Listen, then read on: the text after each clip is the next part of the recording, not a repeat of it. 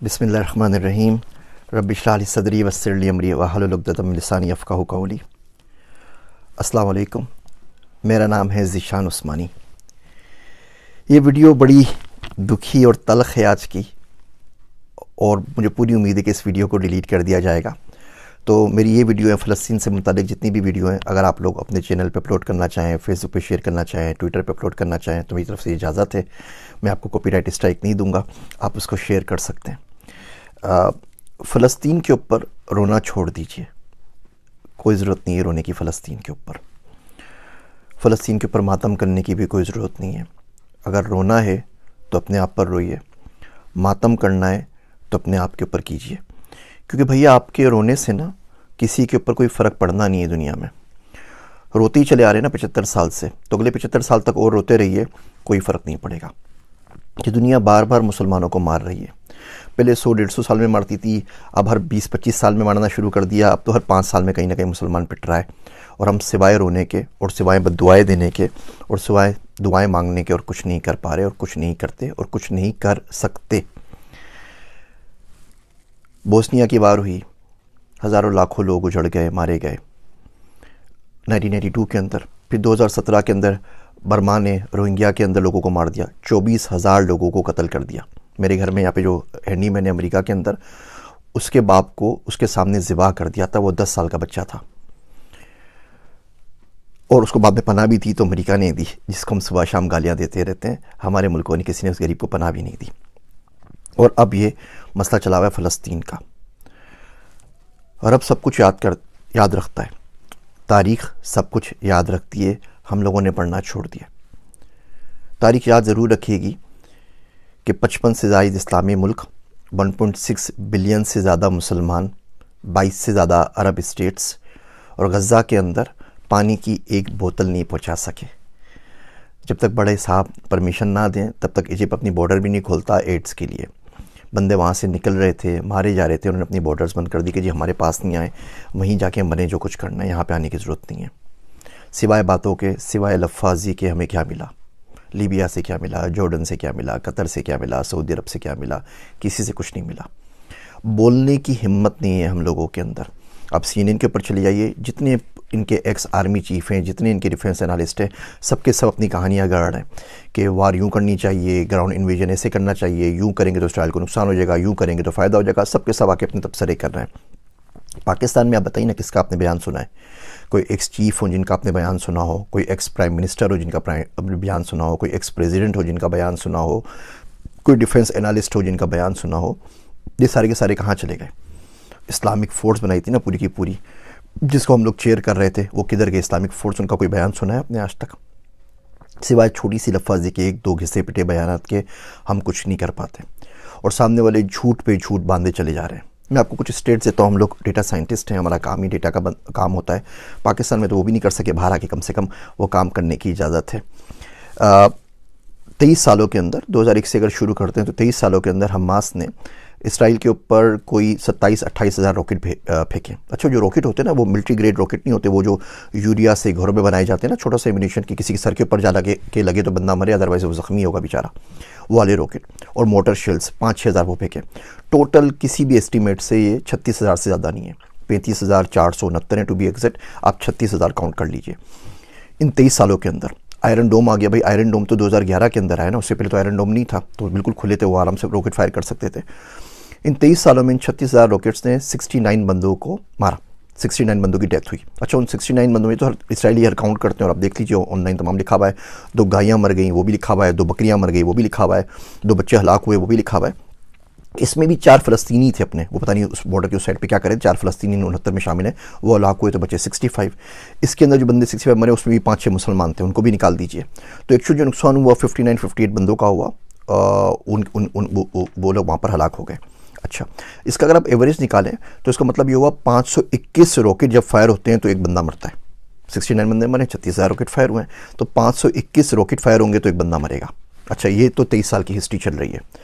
उसके बाद क्या हुआ अचानक कि वो बोलते हैं कि जी हमास का एक रॉकेट फायर हुआ और गलती से घूम फिर के वो वापस आके अपने हॉस्पिटल पे गिर गया, हॉस्पिटल की पूरी बिल्डिंग तबाह हो गई और उसमें 500 बंदे एक साथ मर गए। तो ये कैसे हो सकता है कि 521 रॉकेट मिलकर एक बंदा मार रहे थे पिछले 23 सालों के अंदर, और एक रात अचानक एक रॉकेट फायर हुआ और इतना ज़बरदस्त रॉकेट बन गया, वो घर के यूरिया से बना हुआ, कि वो अपनी हॉस्पिटल पे लग गया और उससे 500 लोग मार दिए और हॉस्पिटल की पूरी बिल्डिंग जो है वो तबाह बर्बाद हो गई। और हम लोग ये एजेंडा बाय कर रहे हैं। आप CNN पे जाएं, हर जगह यहाँ बोलते हैं जी बिल्कुल ही इन्होंने अपने बंदों को खुद ही मारा है, ये खुद ही कत्ल हुए हैं और कातिल अपने खुद ही हैं, और हम ये बात मानने को तैयार हैं क्योंकि हम इसके अलावा कुछ कर नहीं सकते। और ये बर्बरियत जो है ये चली जा रही है और हम सिवाय बद्दुआएं मांगने कुछ नहीं कर रहे। दो तरह के पाकिस्तान में लोग हो गए। एक वो लोग हैं जो झोलियाँ भर भर के बद्दुआएं दे रहे हैं।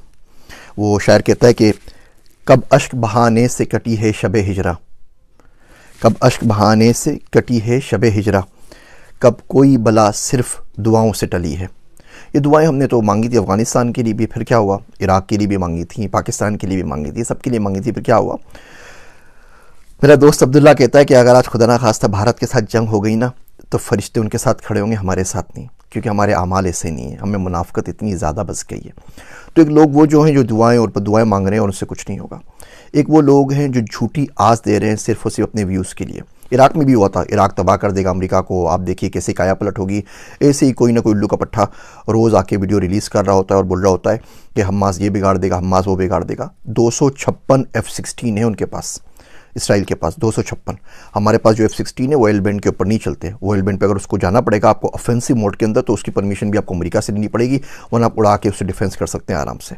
जो हमने खुद बनाया मुशाक वगैरह तो चल सकते हैं, F-16 नहीं चल सकते, परमिशन ऊपर से आती है। एनीवे 256 F-16 इसराइल के पास, 70 से ऊपर F-35 है। F-35 वो प्लेन है कि दुनिया के किसी भी मुल्क में जाके तबाही मचा सकता है, 160 किलोमीटर दूर से फायर कर सकता है विदाउट डिटेक्शन। उसका आपको कोई दुनिया का रेडार डिटेक्ट नहीं कर सकता। वो आए थे ना जब उसामा को मारने के लिए, तो कौन से रेडार ने आपको डिटेक्ट किया था। तो ये असल सूरत हाल है। वो बिल्कुल नेस्तो नाबूद करके चले जाएगा, दुनिया उसके साथ खड़ी हुई है और आप सिवाय अपनी लाशें दफनाने के कुछ नहीं कर सकते। और ये बद्दुआओं से काम नहीं चलता। अब करें तो करें क्या, ठीक है। देखिए पहली बात तो उस मुल्क में रहना क्यों है जो इतने कमज़ोर हैं। उस मुल्क में करना क्या है कि हम लोग 1.5 बिलियन 1.6 बिलियन मुसलमान मिलके एक पानी की बोतल गज़ा में नहीं पहुंचा सकें। मरते हुए बच्चों के पास उस मुल्क में रहना क्यों है। कुरान शरीफ में आता है ना, सूरह निसा में आप देखिए, फ़ीमा कुंतुम के तुम किस हाल में रहे हो, क्या करते रहे हो। तो लोग बोलेंगे अना मुस्तफ़ीना फ़िल अर्द, हम तो ज़मीन में बहुत कमज़ोर बना दिए गए थे।